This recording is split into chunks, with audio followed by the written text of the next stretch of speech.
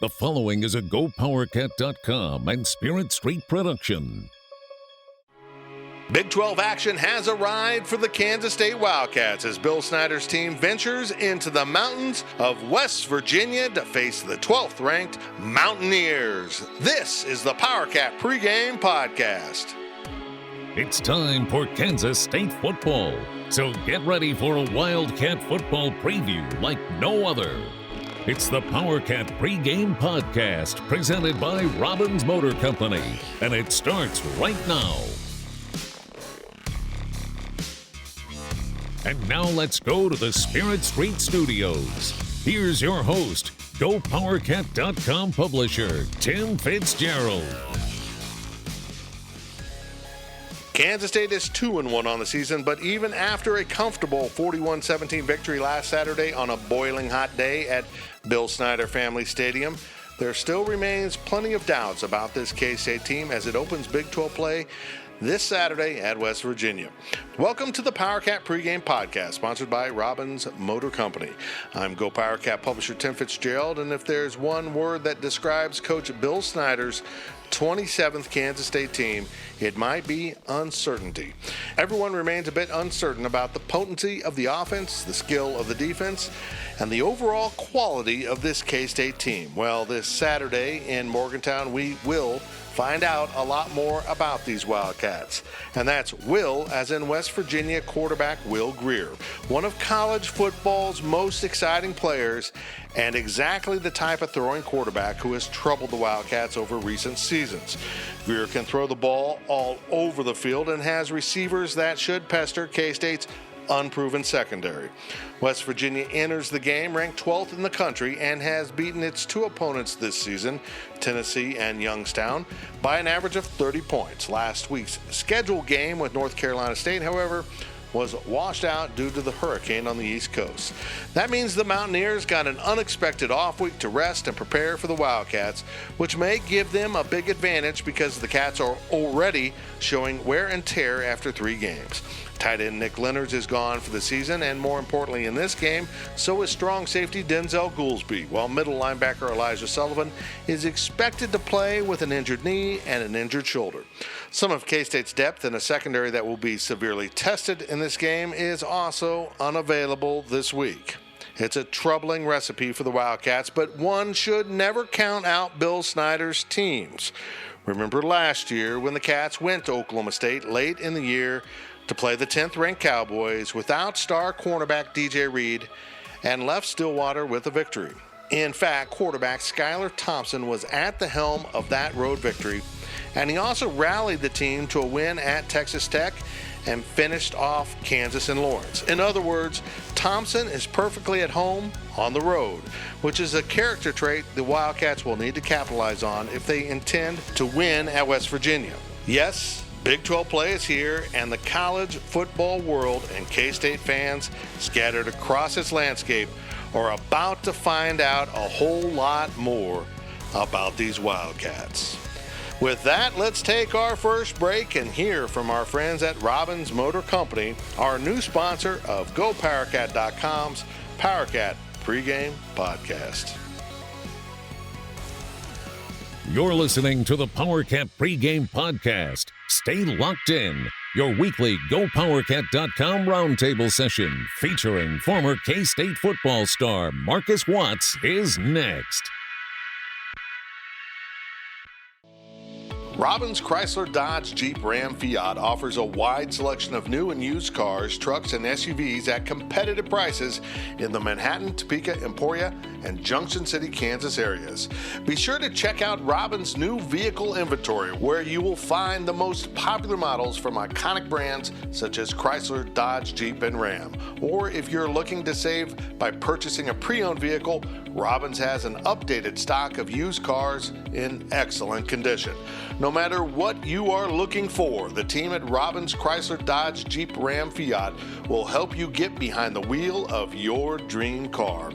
And K-State fans, visit the Robbins location on Anderson Avenue in Manhattan for an exciting test drive. It's the Robbins Motor Company, proud winners of the 2018 Customer First Award for Excellence, and title sponsor of the Powercat Pregame Podcast.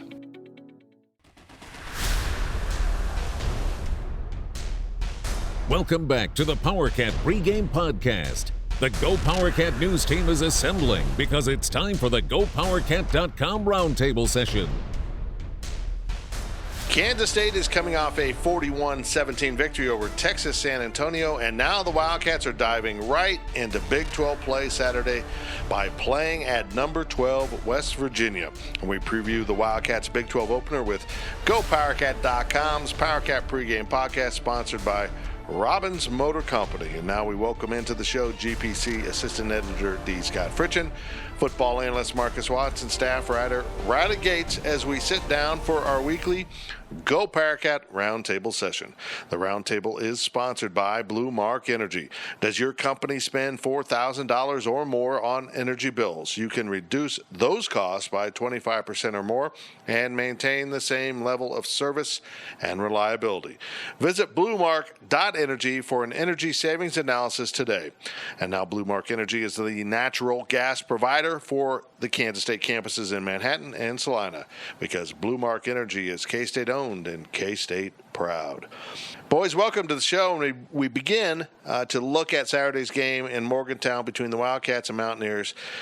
But in the first half of the roundtable, let's go back and talk about K-State's win over a UTSA team that is now 0-3, but they've had a daunting schedule with Arizona State, Baylor, and Kansas State. I guess they're paying the bills right now. But they are also, D. Scott, in a rebuilding mode in San Antonio under Frank Wilson. I thought, after watching them play a little bit in the first 2 weeks, I thought they did play better in week 3. I think he is making progress with them. But still, I'm curious at your thoughts about how well K-State played against a team that it should have dominated and in some ways did, but for me, not quite as much as I'd like to see them do. Your thoughts? I think what they needed to do was come out in a flurry, and I thought they did that on that first opening drive. It was important, a confidence builder for them, and to be able to show that they can get momentum and continue on with that momentum. I think scoring on 6 of the first 7 drives was important, and the big thing for me, Fitz, was the fact that they were able to get into the end zone, especially in that first half. It was important for K-State to be able to show with its first team, especially offense, defense on the field, that they were able to carry it out. And they did that. Marcus, we've decided they listen to this show because we wanted them to start with a little more tempo on offense and come out and let Skylar Thompson throw the ball. Lo and behold, they did that. If anyone's listening this week, we want you to quack like a duck at the postgame show. I think we'll have someone quack like a duck in the postgame interviews. But that was encouraging. They came out and looked like they had purpose on offense. Honestly, something they haven't done the first 2 weeks. Yeah, and they got Skylar going right away. They gave him some easy throws, some quick outs, some hitches, stuff that are easy throws for a quarterback, build up the confidence. They were able to move the ball down the field and able to get in the end zone, and that was important to get off to a quick start. Riley, Skylar was in a groove. I mean, they didn't throw it a whole lot with him. K-State just doesn't run a ton of plays like most programs, but he only had 5 incompletions, and he was throwing the ball on the money all afternoon. Well, and it started right out of the gate. He connected with Zach Reuter on a deep pass on the first drive. He hit Sebastian Taylor on the first drive, I believe the first play.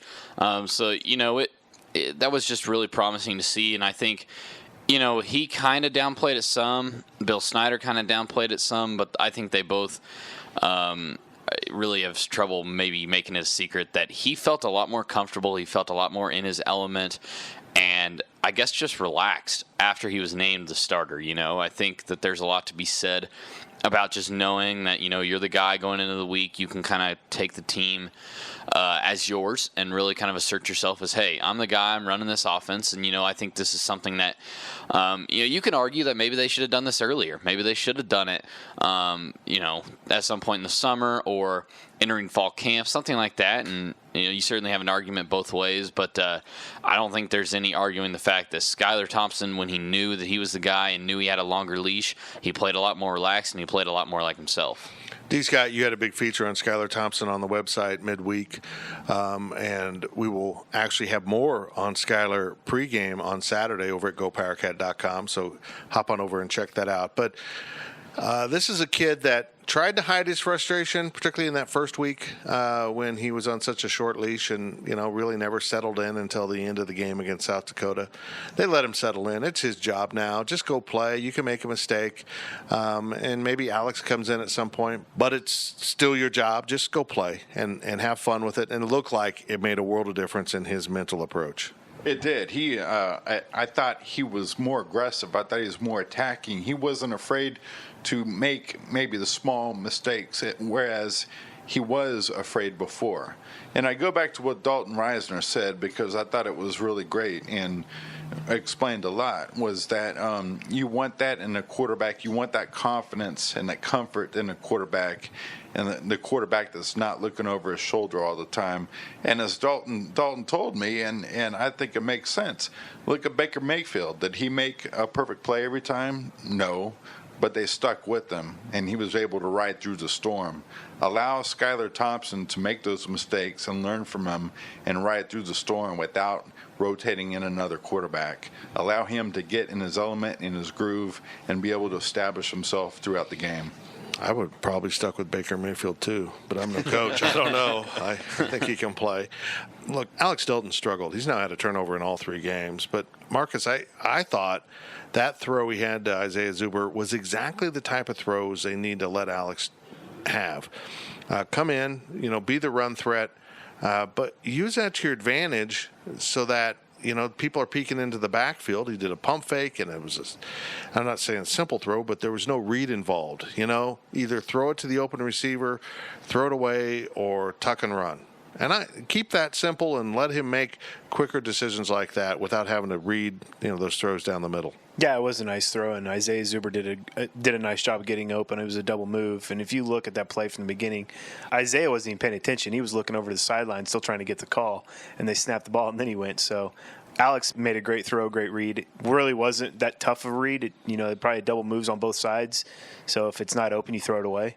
Those are the types of throws that we've seen that Alex can make. The ones where he has to read the defense and fit it into a tight window is where he struggles. Let's stick with it. Skylar's the starting quarterback, Riley. We know that now. But if you were the coach, heaven help us, would you design stuff for Alex to come in for a series or two if needed? Let's say the pass game's really working. It loosens up the run game, and you've got a sequence of plays for Alex Delton. Let's give Skylar this possession off, or you just turn Skylar loose and say, keep doing it. Oh, I'd absolutely have it designed for it. I'd have it in my back pocket ready to use, but that wouldn't mean that I'm going to go out of my way to make it a part of the offense that I necessarily use unless I need it. Because I'm a big proponent of if you have your guy, you stick with your guy, and if it's working, you ride it. And then maybe if you need a spark, maybe if the running game needs something, then yeah, you bring in Alex. But I don't think that you necessarily need to just because you have the package. I think there's a lot of packages that K-State has that they don't necessarily use. They don't put on tape, and we never really get to see it. And I think that some of those are for the best, and that's the kind of situation I think it is here. I think that Alex brings a lot to the field, and I really like some of the things that he can do. I think he is the best runner on the team. I think, obviously, we saw him in a situation where they kind of weren't necessarily expecting him to throw the ball. He was able to throw it. But he was only in the game because, K-State had built such a lead. You're going to try to get him some time, just kind of keep him loose, I guess, and kind of up to game speed. But it's not like they brought him in because they needed him. And I would like to see them ride Skylar for 99% of the time, as long as it isn't just a complete disaster out there. Speaking of showing things they haven't shown, and I'll discuss this with Marcus in the breakdown, split backs and run Alex Barnes up the seam for a 30-yard completion. Where's that been? And Marcus, you told me off the air, that's in the playbook. You've seen that play before, but boy, the fans haven't seen that play before. And Alex Barnes admitted they haven't run anything like that since he's been at K-State. Thought that was refreshing. Let's turn it over to the defense now. I thought the defense was okay. D. Scott. Certainly when the second team came in, we saw some room for error there that you don't really want to see, as they took a 41-7 game and turned it into 41-17 and nearly 41-24. Backdoor cover. Yeah, I know, as the Roadrunners were throwing into the end zone at the end. But I thought the first team defense was okay. I don't know what I expected to see, but I just still thought they gave the Roadrunners too much productivity. They let too much take place, and I don't know. Maybe that was just UTSA playing well, but I'm still concerned about this defense. Doesn't have something to hang its hat on. Yeah, UTSA finished with 300 total yards. 119 of those came in the fourth quarter. But it didn't seem like there was a defensive dominance, as we talked about, that you really like to see in non-conference games to really get that oomph, to know that the defense is there. I think the run defense continues to be an issue for this team. I know that tackling at times remains an issue for this team. There are still things for this defense to kind of shore up. And this is critical time now, as you head down the stretch run. Definitely some things for the defense to improve upon, including third down and getting off the field. One of the big things that Duke Shelley had talked about after UTSA was that their inability to get off the field on third down remains an Achilles heel for the squad. Marcus, I'm worried sick about the linebackers. Elijah Sullivan's banged up. Bad knee, bad shoulder, didn't play. Coach Snyder says he'll play against West Virginia, primarily a passing team, so that's better. He's not going to be laying his shoulder into a bunch of running backs all day long. But still, the play at linebacker seems to be failing this defense. It's not tying the front to the back together very well, and it's troublesome for me. Yeah, the linebackers are struggling this year. Daquan Patton, is still filling his way. And Sam Sizlove is just a little bit too slow. And I think in this game especially, it'll show if he plays a lot out in coverage. This would be a perfect game for Elijah Sullivan to come in and play and just play one linebacker. And then, it's unfortunate that Denzel Goolsby got hurt, because I think then you bring in Eli Walker to play an outside linebacker / dime / safety that can cover and stuff, and then you play, Walter McNeil at your nickel. This would have been a good opportunity for that to happen. Now we won't see that because Denzel's out. So it'll be interesting to see what they do. Will they leave two linebackers in the game? Will they go dime package, and Daquan and Elijah Sullivan will mix around in there? The front four is going to have to stop the run by themselves this weekend to make West Virginia one-dimensional. K-State needs to play, to defend the pass, to minimize the damage, and we'll probably get into it more later on what they need to do to win the game. Well, the secondary is going to have to be really good, Riley. No doubt about it. Will Greer is a big-time quarterback, makes big-time plays, can make big-time throws. It's of great concern. And we know that, Denzel Goolsby's done for the year with a shoulder injury. Kavion McGee, we're not sure what's going on with him, but he wasn't suited up last week as the third corner for this team, so that's concerning. Maybe he'll be ready. I kind of get the vibe from Coach Snyder. I'm not expecting that. Jonathan Durham's kind of out right now as another nickel back.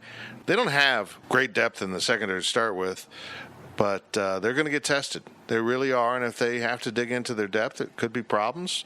We saw McPherson a little bit out there. We saw Darrell Patterson out there a little bit, so maybe they got some time that will prove valuable down the road. I guess the good news is this is probably as tough as it's going to get all Big 12 season. I mean, Will Greer's probably the best quarterback they're going to face both throughout Big 12 play and probably whoever they play in the bowl game, quite frankly, unless they got Alabama or something in a bowl game. But no, this is going to be the toughest test. So that's the fortunate side.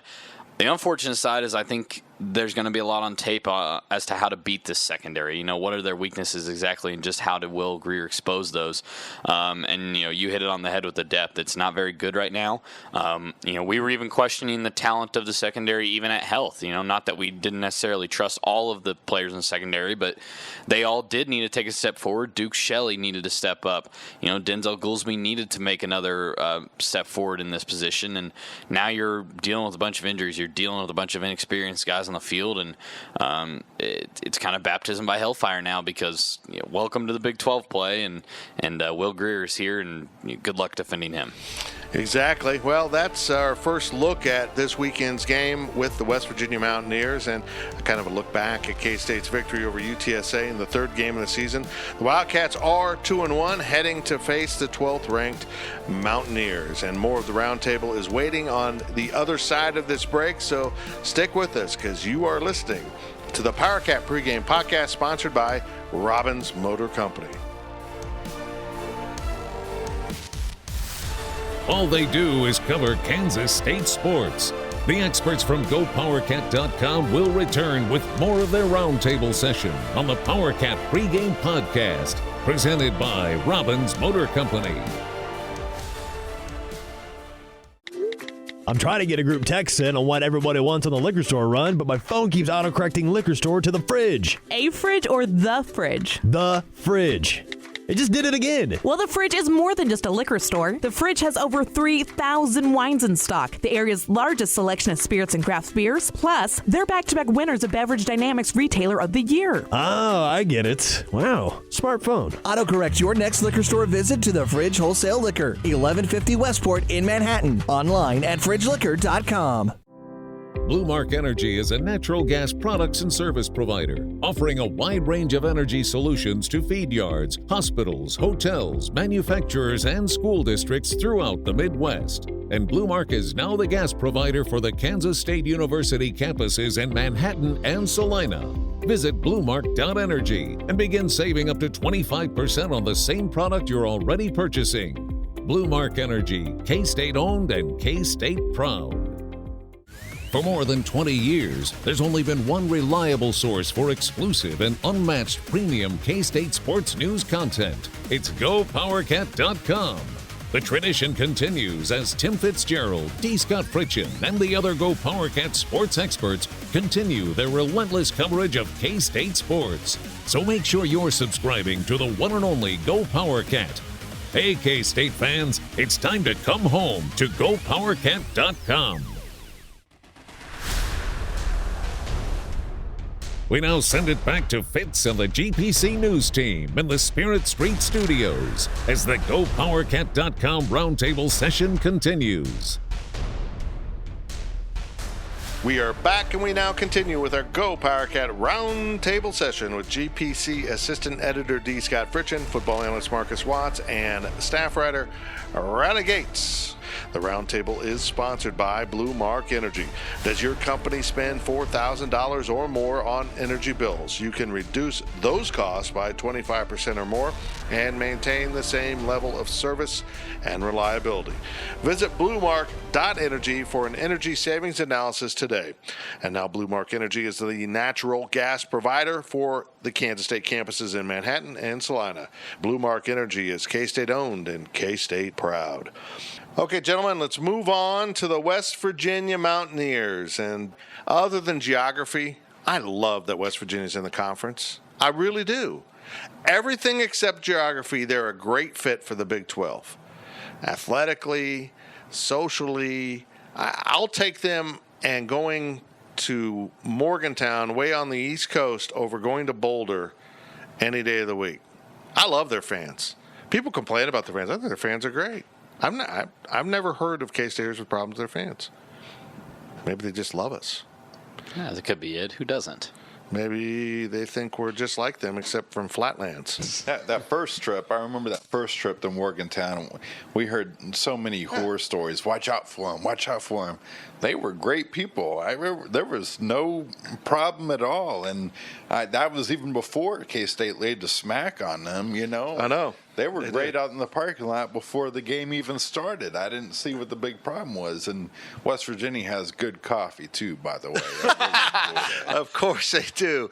We probably should get the coffee power pole at some point. I'll keep an eye on his intake this weekend. I think part of the reason why K-Staters love going to West Virginia is I've heard epic stories about pregame tailgates that feature moonshine, and I think that just plays a big role in the affection for the trip. It's beautiful country. I hope K-State fans are making the trip out there and haven't grown bored with it.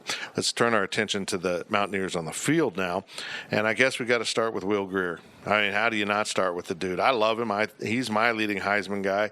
Playing in the Big 12 will only help him pad those stats against Big 12 defenses, and just the way this conference gets so pass happy and gets into a lot of shootouts. K-State's going to want to stop that from happening. That K-State plays a little bit different style of football. But my question, I guess, to you, D. Scott, is are they going to be able to? How good is Will Grier as a quarterback for the Mountaineers? Oh, he's been great. I saw a note in West Virginia that he's averaging 38.2 points as a starter for West Virginia, which is fourth among starting quarterbacks in the FBS. I think that's tremendous. That's a good way to start things out there. He also has thrown more than 300 yards in 10 of his 13 career starts with the Mountaineers as well, which is outstanding. And he's been pretty smooth sailing so far this season. You know, they scored on 15 of the first 21 drives, and many of those have resulted in touchdowns. 9 touchdowns, 1 interception for Mr. Grier so far early in the season through 2 games because they got 1 game canceled. But I think he's been outstanding so far. Yeah, the Hurricane took out last weekend's game against North Carolina State, which stunk for us because we were going to scout that game. That's how we were going to do a lot of our homework. I will get with you, Marcus, about that in the breakdown session a little bit later in the show. But I want to stick with Will Grier with you. The Mountaineers were clicking along last year. They were looking pretty good, and then Will Grier breaks a finger and it's gone for the season, and things came unraveled for West Virginia at that point. He's that important to them. I mean, that's something a lot of programs can avoid, but for this Mountaineer team, he's their heart and soul for the whole team. Yeah, he's the real deal. I mean, that's why he's a Heisman candidate. That's why he's, one of the top quarterbacks, and this is not a very good quarterback class coming out this year, but he's one of the top quarterbacks for next year going into the draft. He just does everything, and he's married, he has a kid, he's got his life together. Since he left Florida, things have changed for him for the better, and Morgantown was one of those things. And he's taken it with stride. He's grown as a human being and as an adult, and it shows in his play. Okay, Mr. NFL draft expert. He did start at Florida, and then he ended up in Morgantown and has thrived there. Is he, you ready, this year's Patrick Mahomes, the guy you kind of secretly want to draft if you're the right team? I don't know if you necessarily secretly want to, because I think he's going to be a pretty exciting player for whoever does end up getting him. I definitely think he's going to be one of the more coveted quarterbacks that comes out of college football this season. Kind of along the lines of what Marcus was just saying. Overall, he does have his stuff together, which is kind of along those lines of a Pat Mahomes. Seems like an overall good person, but he can. It's more than just his off the field. His on the field is obviously at a new level, and I think that he possesses a lot of the skills that maybe aren't necessarily what is the traditional NFL quarterback, but it's kind of what the NFL is starting to lean towards. Is kind of the direction is starting to head. And yeah, I think whoever's going to end up being in those top 10 picks, 15 picks, whatever, then you need a quarterback. I think that Will Grier's probably a guy you're looking at. That won't be my Chiefs, by the way. Just want to throw probably that in. not. Just wanted to put that in right there. Maybe your Cowboys? No. I think they're fine too. Okay. I like Dak Prescott. We'll let them go somewhere else. This defense from West Virginia, they run a really weird defense, a 3-3-5. They give you different looks. They kind of come at you from all directions. It's really a defense designed for Big 12 offenses. And I like it. They're giving up a lot of rushing yards this year, which I think is a little bit different for this team because, correct me if I'm wrong, D. Scott, hasn't this defense given K-State trouble running the ball in the past because they can't quite get their blocking assignments set because guys are moving around and coming through different gaps?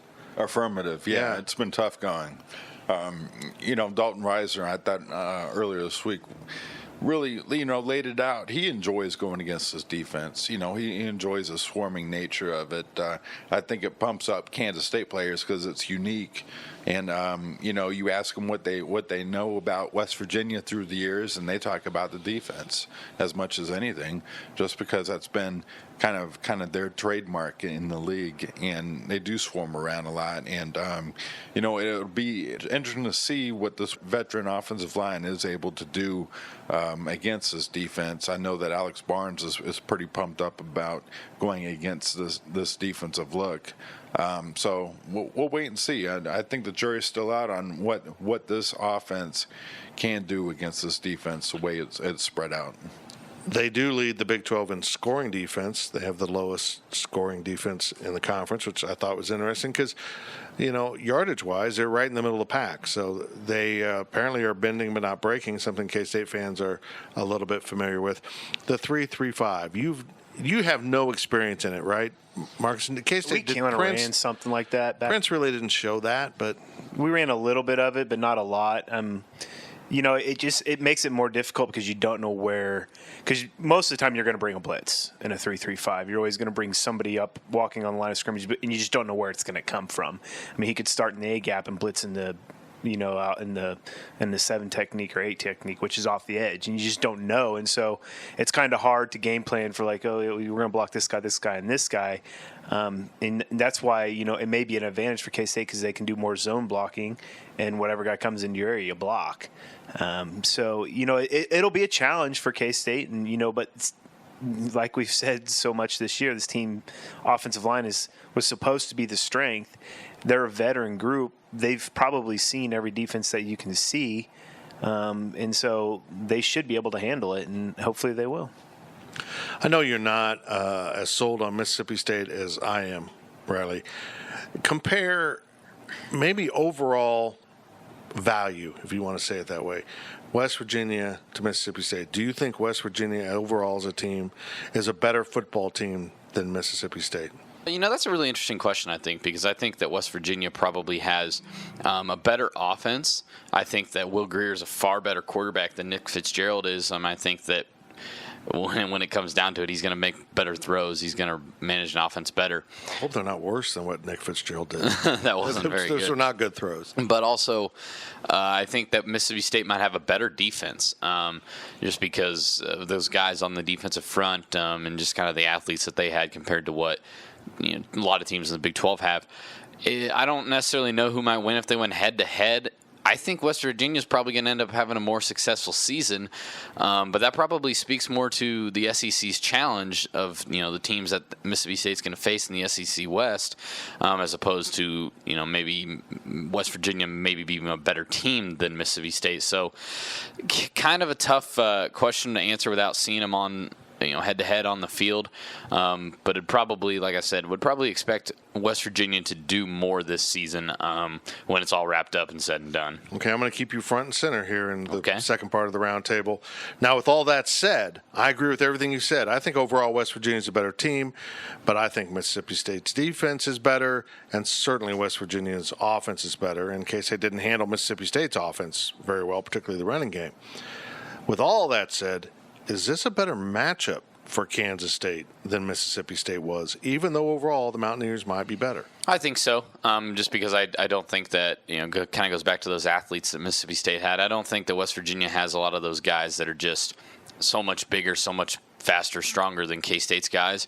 It's not like Dana Holgerson has done a massive recruiting philosophy change over the last few years, and this has been a team that K-State's hung with recently. I mean, the last however many years they've been within a score or two. This is the type of team that K-State can beat. Just right now, they seem to be a better overall unit, and they seem to be clicking a lot better than K-State, but I give them a much better chance to beat West Virginia than I think a lot of people gave them to beat Mississippi State. Interesting. We'll get to our predictions here at the end of the show. D. Scott, real quick, I want to kind of start to bring this to a conclusion here in the roundtable with an interesting question you really are the most equipped to answer in our group here. We get to see the Big 12 coaches on a regular basis at Big 12 Media Days, and you are front and center for that event every year. and you also write about the conference as a whole and listen to the teleconference on a regular basis and participate in that. We kind of get vibes off coaches. This guy's going to make it. This guy's a phony. This guy, you kind of do. Dana Holgorsen has always given me a good vibe that hasn't always been matched up with what I see on the field in terms of I feel like West Virginia always should be a little bit better than they are. And I as I sit here today, I feel like West Virginia should play Oklahoma for the Big 12 title, but I'm not going to be surprised if that doesn't happen, and I can't explain why. They got a great quarterback. They've got an adequate defense. They seem to know who they are. They seem to execute well, and yet they still lose games on occasion that they shouldn't lose. Yeah, I totally agree with that. I think that Holgorsen, for the most part, has his teams prepared, and I think West Virginia always seems to be in the mix.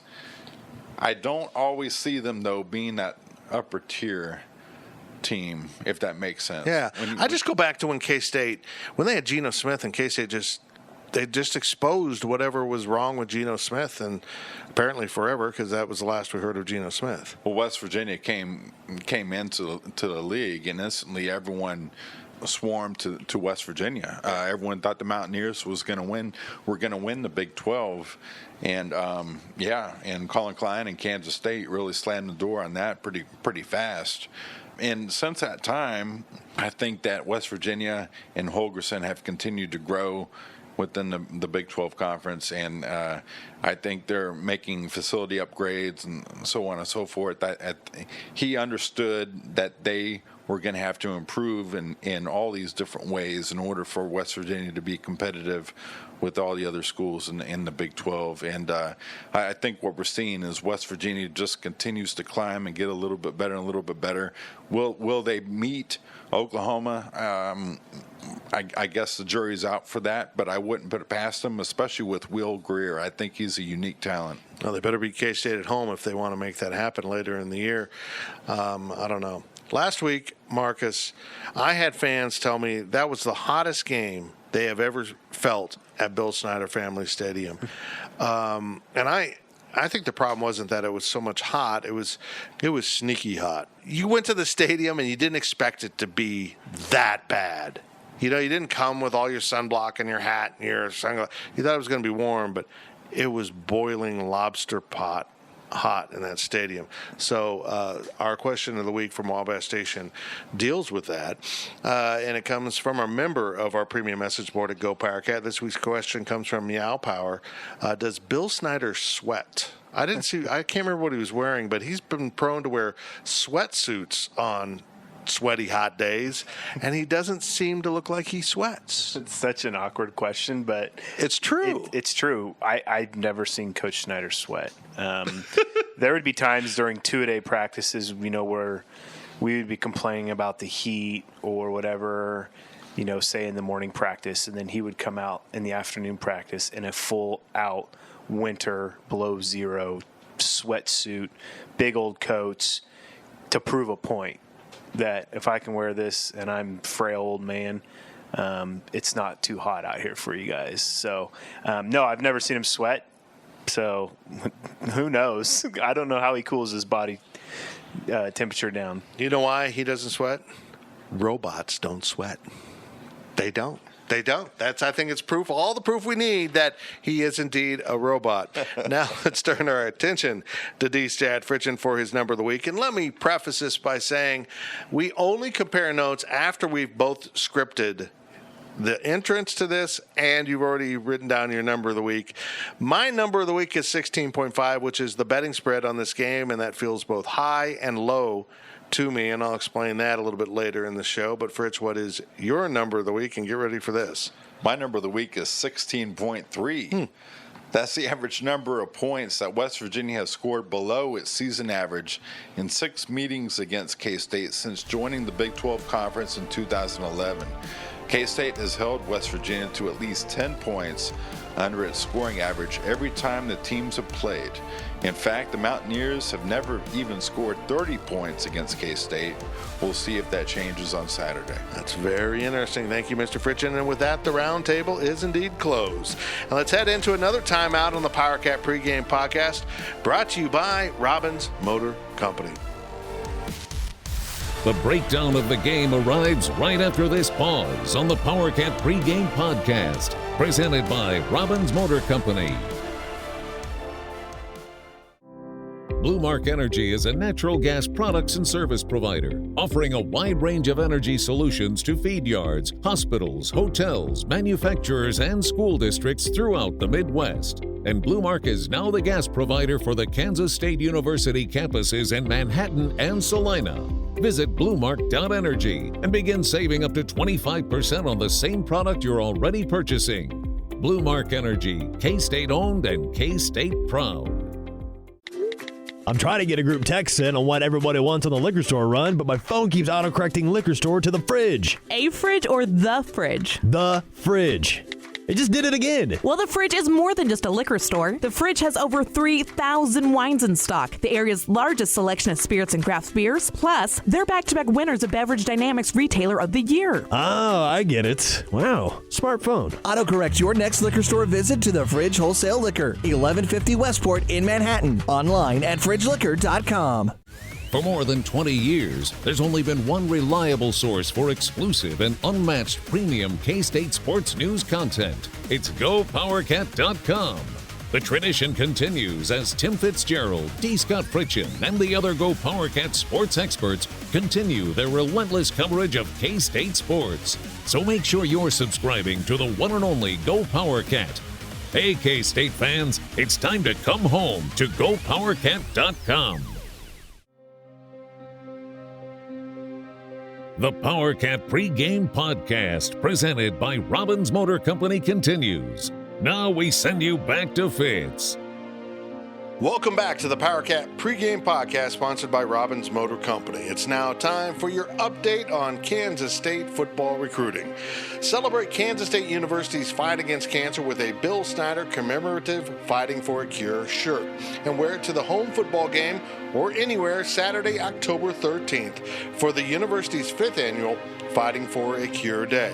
The Johnson Cancer Research Center's programs to advance Kansas State University's cancer research and education are made possible by private donations. Information is available at cancer.ksu.edu. Kansas State picked up a football recruiting commitment this week from 6'5", 225-pound tight end Connor Fox out of San Antonio's Reagan High School. 24/7 Sports recruiting analyst Gabe Brooks describes Fox as a big-frame tight end prospect who has spent the majority of his high school snaps playing multiple receiver roles in a spread offense, but Fox owns ample room to add mass and a college weight training program to become a tight end. Because of his experience playing outside receiver and in the slot, Fox is a terrific pass catcher, especially for a projected tight end. Fox's ability as a receiver is what really stands out to Brooks about his skill set. He is a hands catcher and possesses ample experience lining up against smaller, quicker defensive backs and still managing to get open. That's the type of analysis you get from 24/7 Sports and GoPowerCat.com. Fox is K-State's 7th verbal commitment for the 2019 recruiting class. And of course, subscribers at GoPowerCat.com get up-to-the-minute coverage of football and basketball recruiting from our staff. And now it's time to break down the game between the Wildcats and Mountaineers. Joining you once again, it's Go PowerCat football analyst Marcus Watts. Kansas State and West Virginia kick off at 2:30 p.m. Central Time at Bill Snyder Family Stadium in a game being televised on ESPN. And now it's time for our breakdown session as the Wildcats and 12th-ranked Mountaineers open Big 12 play in Morgantown. And of course, to help me out with this breakdown of the game is Go PowerCat football analyst former K-State safety Marcus Watts. And Marcus, let's start with this. West Virginia was slated to play North Carolina State last weekend, but that game was canceled due to the hurricane on the East Coast. Now they have impressive victories over Tennessee and, of course, Youngstown. Their one FCS opponent on the schedule. And they were supposed to play an ACC team, so they were actually scheduled to play 11 Power 5 games this year. That's impressive. Nobody else in the country is doing something like that. So really, I give them a pass for canceling this game with NC State. It was like an extra game, but what does it mean for the Mountaineers to have that week off instead of having to play another tough game leading into this Big 12 opener? It can go both ways. You're clicking on all cylinders, and then you're expecting to play, and then it gets moved around. So then you got to change your week up and how it is. Most coaches that have a scheduled bye week, know what they're getting themselves into and have stuff scheduled for that week, and then you've kind of got to change it around. But there's not another Big 12 team that has a bye week before the open Big 12 play, so it's a huge thing because if you have any dings or anything like that, it's important to get those guys back and healthy before you start Big 12 play. So it's big for West Virginia, I think. Plus they had an extra week to prepare for K-State if they wanted to take that whole extra week to prepare for just K-State. I'm not for sure what Dana Holgorsen did. Coach Snyder probably would have done a little bit on some other teams also, just to prepare for when they come around to those games, and then prepared for West Virginia from Friday on into the following week before the game started. So it's big, but it could go either way. It will be seen on Saturday what happens. Yeah, exactly. Some quarterbacks come along that aren't just good quarterbacks. Baker Mayfield was that way at Oklahoma. Colin Klein was that way for K-State. You want to go back further, you can say Todd Reesing was that way at Kansas. They kind of are symbolic of the entire team, and they make the defense better. They make everyone better just because the way they approach the game and the way they honestly just put it all on the line for their team. Will Greer's that way to me. He's not just a special player. You can look at the stats and see this dude can play, but he's kind of got that X factor about him that I like. He got injured last year. The team kind of came apart. That tells me he means a lot to this team beyond the X's and O's. But the X's and O's are really what's important in this game, and I don't like this matchup one bit, his arm against K-State's defense. Yeah, he's probably the most pure quarterback in all of college football, I think. There may be some younger guys that are going to be better quarterbacks than him, but you don't hear a lot about him in the media. Like, you really don't. He's not flashy. Maybe the fact that they didn't have a game last week, they don't talk about him all the time. But he's the real deal. He's good. West Virginia was, very fortunate to land him, and it was a great spot for him. Like, other players that have come to K-State, maybe they ended up being great spots for that individual, and he's taken it with stride and realized what he had at Florida and the issues that he had at Florida and why he left Florida, and took those to West Virginia. And Dana Holgorsen, I know, was asked multiple times throughout last year, why did you take Will Grier? Why did you do this? And he did his research on him. He's a great individual. He's married, like I stated before. He's got a kid. His life seems to be going in the right direction. And he's just a great quarterback. I mean, through 2 games, he's throwing 9 touchdowns. I mean, that's kind of what Patrick Mahomes is doing right now in the NFL. He's in the top 25 in every category, passing category, in college football. Well, he's only played 2 games. If he plays 3 games, he's probably top 5 in every single category there is. So not only that, he's got great receivers. Yeah, he does. And well, let's get to that. One final thought on Grier, though. They appear to not want him to run, something that they might want to do against K-State, but I think they'll just probably start off with him just throwing the ball at the Wildcats and see what he can do. He's really good, and a big reason why they'll throw the ball are Gary Jennings Jr. and David Sills, the 5th, a pair of senior receivers who are really good and are going to give this secondary for the Wildcats a lot of problems. They're not only really good, they're probably 2 of maybe the top 5 finalists for the Blitnikoff this year. They are that good. Jennings last year had over 1,000 yards, 97 catches, but had 1 touchdown, which is mind-boggling to me how you have 1,000 yards, 97 catches, and you only have 1 touchdown. A lot of that could have done because, Greer got hurt. But, already this year he's got 4 touchdown passes. And you didn't hear a lot about him. You always heard about David Sills. David Sills came on last year, had a huge year at the beginning of the year. And then when Greer got hurt, kind of fell off a little bit. But he's one of those guys that's a possession receiver. He always is going to find the open zone in the defense. He's going to catch everything that is thrown his way. He's kind of reminds me, probably not as fast, but he's like a Jordy Nelson. He's just going to catch everything that's thrown his way. He's a big body also. He's 6'4". So they're going to have their hands full with these receivers. And one thing that K-State is not well at, and I think West Virginia will take advantage of, is the middle of the zone, behind the linebackers, in front of the safeties. That's somewhere I think K-State is weak and leaves a lot of open space. As we saw against Mississippi State when they gave up that 3rd and 17 was a crossing route over the middle. The safeties are going to have to do a good job in this game in staying deep, because West Virginia wants to throw the ball deep and have the big plays, but being able to rally up, to make the tackles or to break up the pass on those 10 to 15-yard dig routes. Well, West Virginia has a decent running game, but they kind of do it by committee. They actually list 4 guys at running back with oars between them. Keep an eye on true freshman Letty Brown, number 4, out of Philadelphia for the Mountaineers, as he appears to be kind of having a breakthrough for that running game. Now let's flip it over to the defense, and I'm always intrigued by this defense. A very unique 3-3-5 that is basically a defensive formation that works in the Big 12. It really is predicated on stopping the pass. It's not a real good run defense, so to speak. They give up a lot of running yards.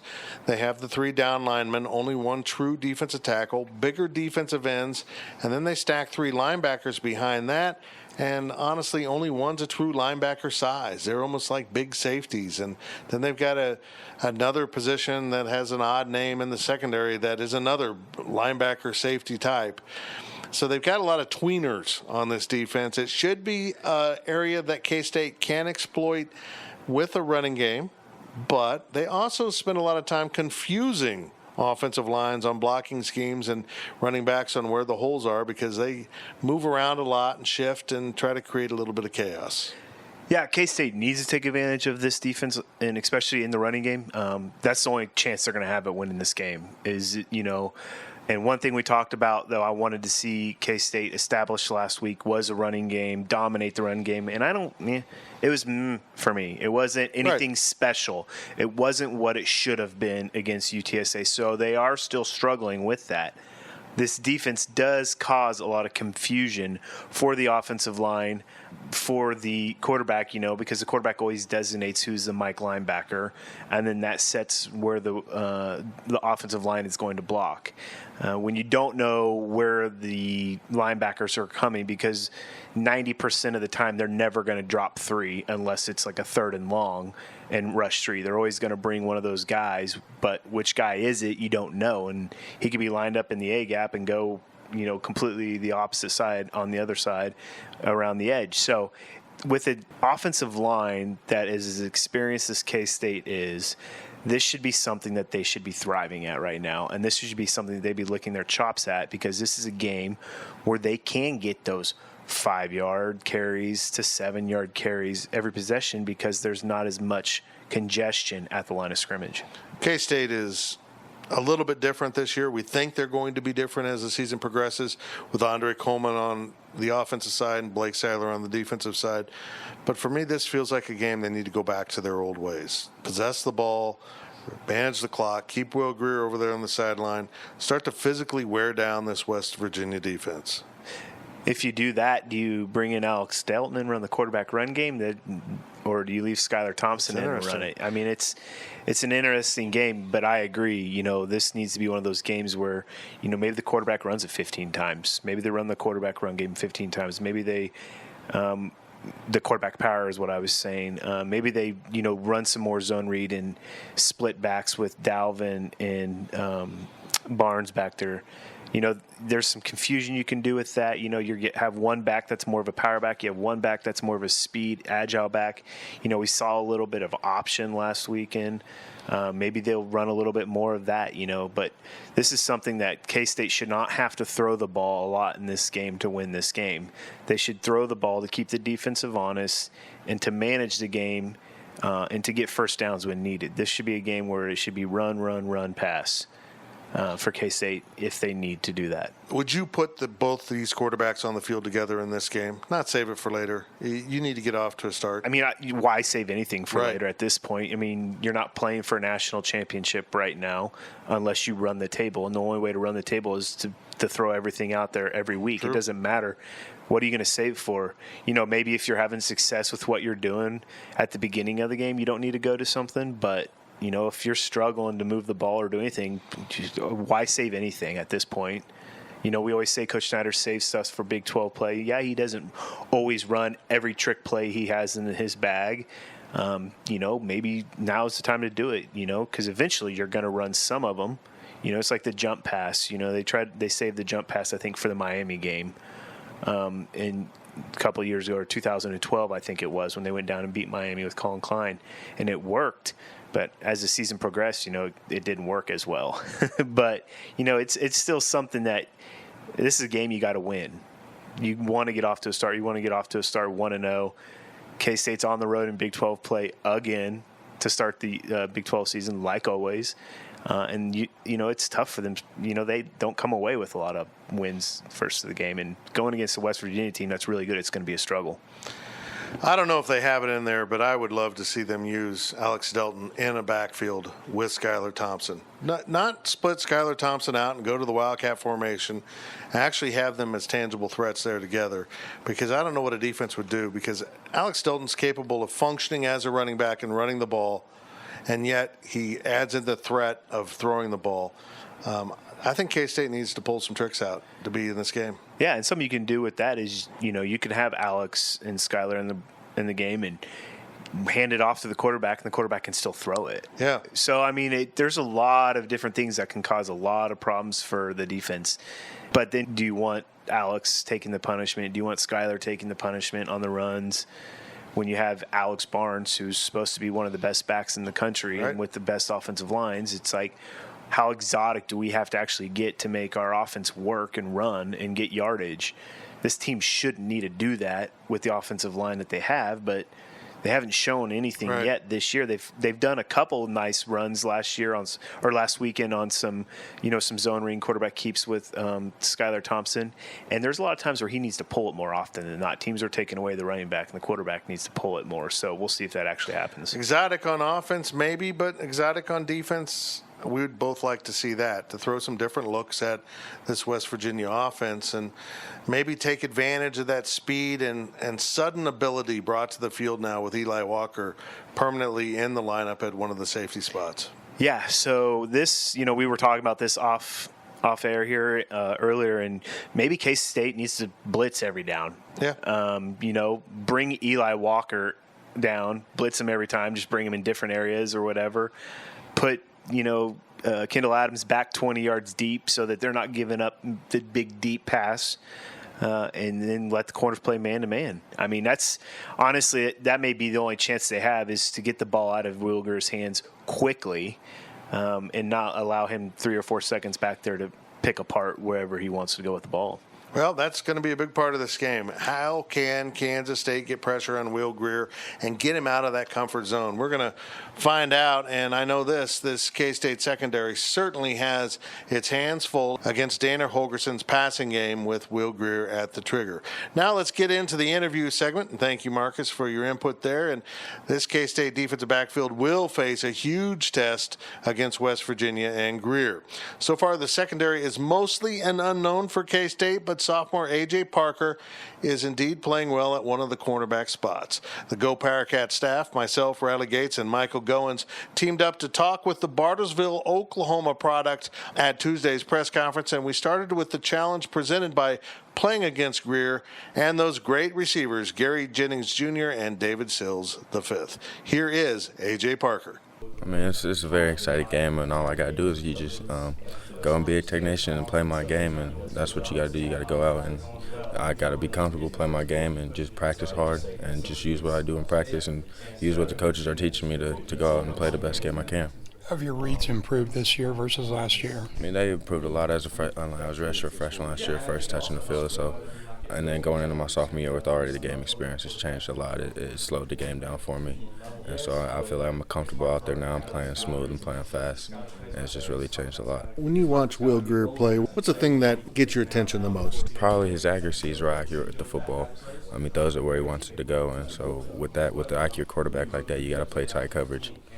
And at the same time, he can break containment and get out of the pocket. Credit to him, he's an elusive quarterback. So when he breaks contain, it's a scramble drill at that. You just got to go play, and it's football at that point. There's no more plays. There's no more, where you're supposed to be here. You just got to go play, and that's what makes it tough. Is this defense ready for this test? I mean, the whole team's kind of had an uncertain start here. Is this a big step up in what you're going to face? Yeah, I feel like, you get in the Big 12 play, it's a change no matter what. It's a different offense. It's pass heavy.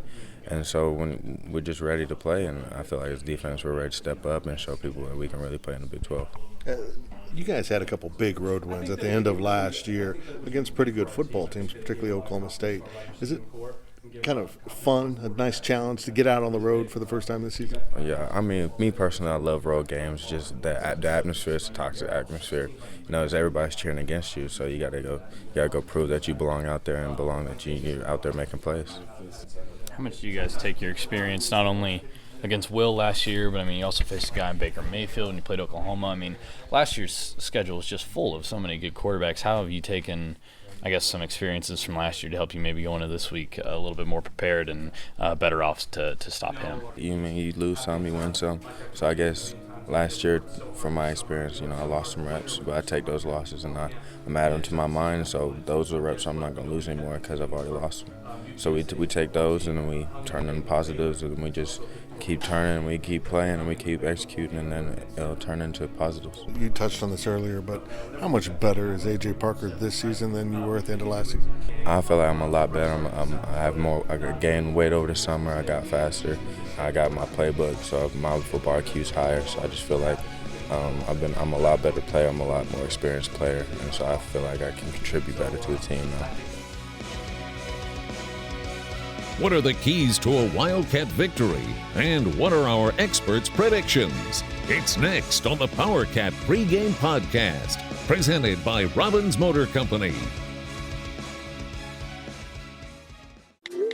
I'm trying to get a group text in on what everybody wants on the liquor store run, but my phone keeps autocorrecting liquor store to the fridge. A fridge or the fridge? The fridge. It just did it again. Well, the Fridge is more than just a liquor store. The Fridge has over 3,000 wines in stock, the area's largest selection of spirits and craft beers. Plus, they're back-to-back winners of Beverage Dynamics Retailer of the Year. Oh, I get it. Wow, smartphone. Autocorrect your next liquor store visit to the Fridge Wholesale Liquor, 1150 Westport in Manhattan. Online at fridgeliquor.com. Blue Mark Energy is a natural gas products and service provider, offering a wide range of energy solutions to feed yards, hospitals, hotels, manufacturers, and school districts throughout the Midwest. And Blue Mark is now the gas provider for the Kansas State University campuses in Manhattan and Salina.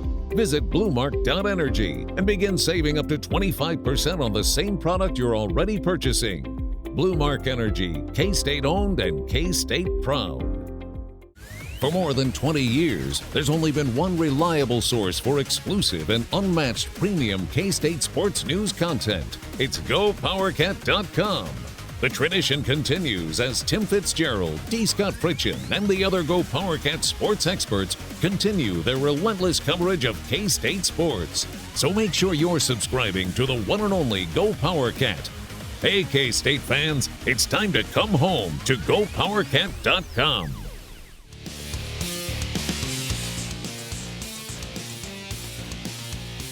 It's a K-State sports tradition. It's Fitz's 5 Keys to Victory on the Powercat Pregame Podcast, presented by Robbins Motor Company. Big 12 play is here for the Kansas State Wildcats, who open conference action Saturday at West Virginia against the 12th-ranked Mountaineers. Are the Cats ready for the challenge, and what is their path to victory in Morgantown in a game slated for a 2:30 p.m. kickoff on ESPN. I am Go Powercat publisher Tim Fitzgerald, and now it's time for my Keys to the Game. Our Keys of the Game are sponsored by Tanner's Bar and Grill in Aggieville. Great food, friendly service, and the best place to watch sports in Manhattan can be found at Tanner's. You've got time for one final at Tanner's. Tanner's, located at the corner of 12th and Morrow in the historic Aggieville Business District. Key number 1, make Will Grier uncomfortable. West Virginia's Will Grier is a great passing quarterback, and while he's not known as a runner, he's mobile in the pocket, making it hard for defenders to get a clean hit on him. K-State's defensive front must find a way to get near Grier within seconds so that he can't get clean looks downfield and fall into a rhythm throwing the ball. And this isn't as easy as pushing Grier out of the pocket either. He will elude pressure and find enough space to get off a strong throw. So touch him, rush him, contain him, and bat down his passes. Sacks are great, but not letting him feel comfortable is the real goal, and that alone is hard to accomplish. Key number 2, run with the receivers. Through 3 games, we do not know how new Kansas State secondary coach Brian Norwood prefers to combat Big 12 passing offenses. Well, we're about to find out. West Virginia has 2 of the Big 12's top receivers in Gary Jennings Jr. and David Sills V to catch throws from Grier, so will Norwood opt to use K-State's traditional forgiving zones that hope to not give up big plays, or will he roll the dice more and try to match up with these receivers? It's easy to understand the goal of the zone defense approach, but it may be time to try running with the receivers in man-to-man coverage.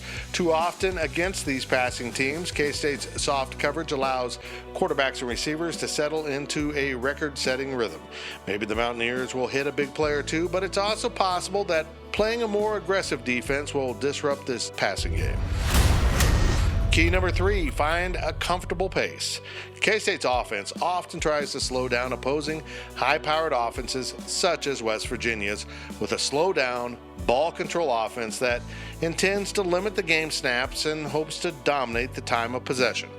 That usually is a good plan, but it can also be argued that quarterback Skylar Thompson functions dramatically better when the pace of the K-State offense is more brisk. So find somewhere in between that allows a Thompson-led offense to find its groove, but also doesn't initiate a shootout with the heavily armed Will Grier and company. Key number 4, hold the line.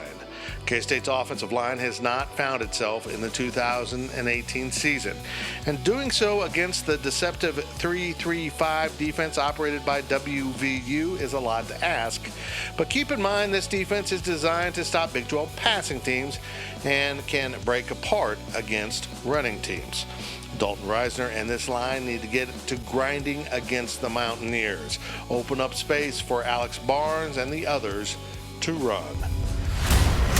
And key number 5, cut, paste, repeat. Special teams are almost always a priority to K-State, and West Virginia also features players capable of changing a game with a special teams return. If the Wildcats want to win on the road, however, winning this area of the game with some big plays is a must. That probably sounds familiar because it's the same in every big game facing the Wildcats. That completes our keys to the game, and now let's turn our attention to our staff predictions and bring back in D. Scott Fritchen, Riley Gates, and Marcus Watts. K-State is 2-1 heading into its Big 12 conference opener at number 12 West Virginia. Are the Wildcats ready for this big challenge? It's time for our predictions, and as always, we will start with our assistant editor and football beat writer, D. Scott Fritchen. Fitz, I got West Virginia winning 32-20. Will Grier had 4 touchdowns against K-State a year ago. I think he'll do that again. I also think that K-State will be playing from behind throughout most of the game. And I think Skylar Thompson will be able to make some throws, but I don't think it'll be enough. 4 touchdowns and you end up with 32. I'm trying to do the math here, buddy. Yeah. I'm scared of 2 safeties. Missed extra point. Okay. Okay, we're going to figure this out. Well, it's okay. It's we'll just say it's the thin air of the mountains. Riley Gates. I got West Virginia winning at 42-24.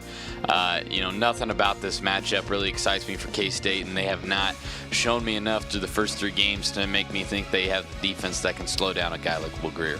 42-24. That's 6 touchdowns for West Virginia. It's 3 touchdowns for K-State and a field goal. Very simple. No missed extra points. Okay, there we go. Marcus Watts, what do you got? I got the score being 41-17 West Virginia. Unless K-State can control this game from start to finish and have 12 to 15 more minutes of time possession, and that's without letting West Virginia score bombs in the passing game, they're going to struggle. That's the same score K-State beat UTSA with, and let's hope it doesn't play the same script out where it's 41-7 and K-State decides to score in the fourth quarter. That wouldn't be good. Guys, I don't have a good feeling about this. I mentioned that the betting spread in this game is 16.5. I think West Virginia will cover that. I'm going very similar to Marcus. I have slightly more faith in K-State. 38-17, so take off 1 field goal, and that's all more faith I have in the Wildcats right now. That's going to do it for our prediction segment, and right after this network break, I will complete this preview of K-State's Big 12 opener against the West Virginia Mountaineers with my final take. I am Tim Fitzgerald, and you are listening to GoPowerCat.com's Powercat Pregame Podcast, powered by Robbins Motor Company. He's been covering K-State sports for more than 30 years. The Powercat Pregame Podcast continues with Fitz's final take. The dedicated team of automotive professionals at Robbins, Chrysler, Dodge, Jeep, Ram, Fiat are here to help you throughout the entire car buying process. The Robbins vehicle sales team will match you with a vehicle that suits your lifestyle and budget, while the experts at the Robbins Automotive Financing Department will help you understand all of your auto loan and car lease options. If you have any questions about the cars, trucks, or SUVs in their vehicle inventory, give Robbins a call at its location on Anderson Avenue in Manhattan.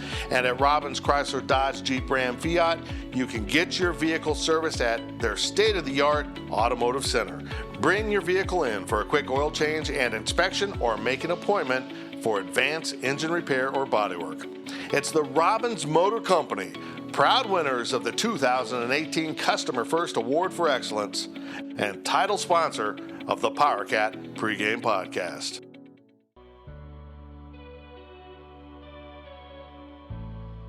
The Powercat Pregame Podcast, presented by Robbins Motor Company, is back with Fitz's final take. I started this show by mentioning that as the week came to a close, Kansas State was a 16.5-point underdog at West Virginia, which seems both too high and too low in this game.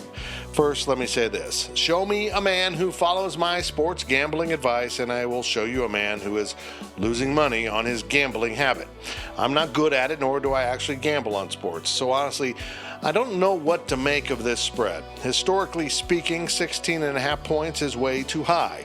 These two teams typically play close, entertaining games, and it's turned into a fun rivalry since WVU joined the Big 12 Conference. However, I also understand exactly what the prognosticators are doing with that spread. They know it's going to take a lot of points to get people to bet on the Wildcats because odds makers are simply trying to balance the money wagered. Now, with all of those cards on the table, I also feel like 16.5 points is too low. If K-State lost by less than 17 points on the road to open Big 12 play against the 12th ranked team in the nation, I'd probably feel good about how the Cats played even in defeat. As you know, I picked West Virginia by 21, which probably seems too high to many of you. But from what I've seen from these two teams this season, this game could get ugly for the Wildcats. Then again, I thought the same thing last year when K-State went to Oklahoma State. And boy, was I wrong. That concludes this week's episode of the Powercat Pregame Podcast. We will have our show ready for you to download or stream by noon next Friday as we preview K-State's Big 12 home opener against the Texas Longhorns. For D. Scott Fritchen, Riley Gates, and Marcus Watts, I am Tim Fitzgerald. It's the Kansas State Wildcats versus the number 12 West Virginia Mountaineers at 2:30 p.m. Saturday in Morgantown, West Virginia. You've been listening to the Powercat Pregame Podcast, presented by Robbins Motor Company. The Powercat Pregame Podcast, all rights reserved. GoPowercat.com and Spirit Street Publishing.